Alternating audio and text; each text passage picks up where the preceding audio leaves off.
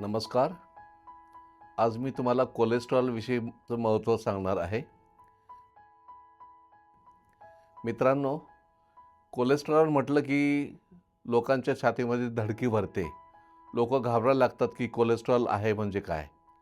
परंतु कोलेस्ट्रॉल हा आपला शत्रू नाही आहे मित्रांनो. कोलेस्ट्रॉल हा पेशी, हॉर्मोन्स याच्या जडणघडणसाठी तो नेहमी सपोर्ट करत असतो.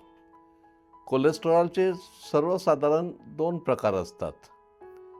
एक एच-डी-एल आणि एक एल-डी-एल.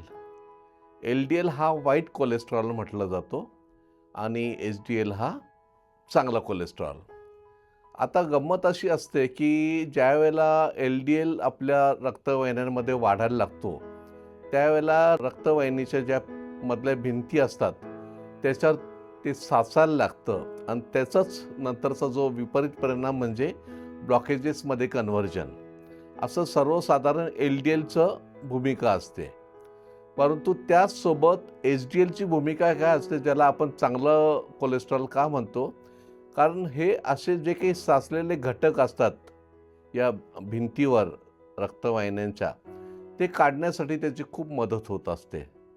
तर मित्रांनो, त्याच्यामुळे एच-डी-एल, एल-डी-एल ह्या 2 गोष्टींना फार महत्त्व असतं आणि कारण नसताना आपण कोलेस्ट्रॉलला दोष देत बसतो आणि आपल्या शरीराला हा घटक वाईट ठरतो का, हे आपल्याला जाणवायला लागतं आणि मंडळींचा गैरसमज होतो की कोलेस्ट्रॉल हा नेहमी आपल्या शरीरासाठी शत्रू आहे.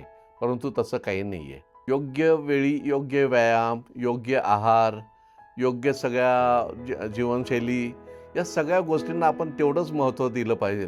म्हणजे आपण कोलेस्ट्रॉल आपल्या शरीरामध्ये जो वाढत असतो, त्याला आपण रोखू शकतो. तात्पर्य कोलेस्ट्रॉल वाईट नाही, परंतु त्याचं संतुलन बिघडायला लागलं, तर ते मात्र आपल्या हृदयासाठी धोक्याचं ठरू शकतं.